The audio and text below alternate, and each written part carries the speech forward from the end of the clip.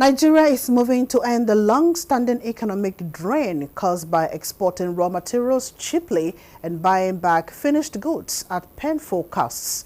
At a national sensitization in Abuja, the federal government declared that the proposed 30% value addition bill will be the turning point that forces local processing, projects jobs, strengthens industries, and finally stops the nation from losing value it can and should create at home.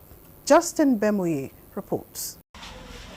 In the first half of 2025 alone, Nigeria exported about 1.87 trillion naira worth of raw materials, a dramatic 159% increase from the same period last year. Even as experts warn that over 97% of our agricultural exports still leave the country unprocessed, forfeiting the chance to earn up to 10 times more from finished goods. Just like selling palm kernels for 100 naira and later importing the same palm oil for 1,000 naira.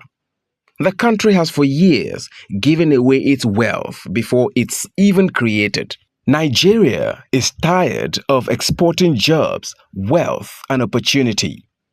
That was the central message as the Minister of Innovation, Science and Technology and the Director General of the Raw Materials Research and Development Council led a national sensitization on the 30% value addition bill. For decades, Nigeria has been exporting raw materials, cocoa, ginger, sesame, solid materials, only to import the finished products at many times the price.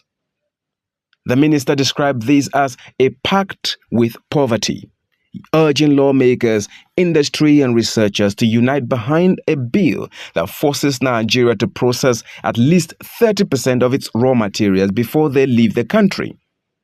It's for me, and really it's not just about me, but for the entirety of Nigeria, it's one of the most significant moves towards industrialization of Nigeria, towards import substitution, and of course enhancing our production capacity. To the ordinary Nigerian, here is what that means. Imagine Nigeria exports cassava the way we do now, raw. We earn little. Factories abroad do the processing and they hire their own people.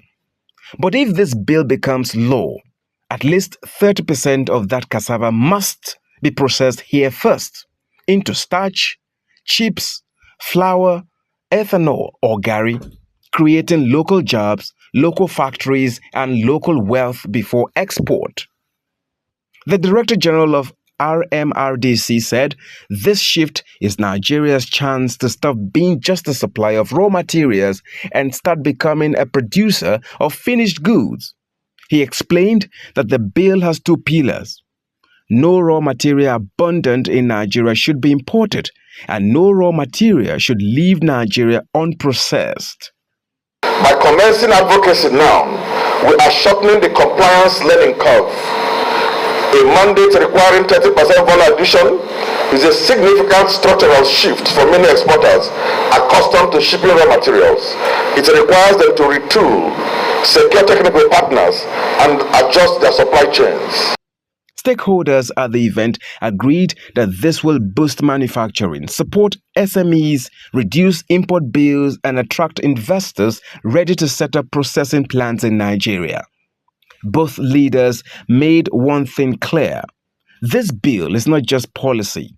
It is a pathway to industrial prosperity and a promise to the next generation that Nigeria will no longer trade its future for quick raw material cash.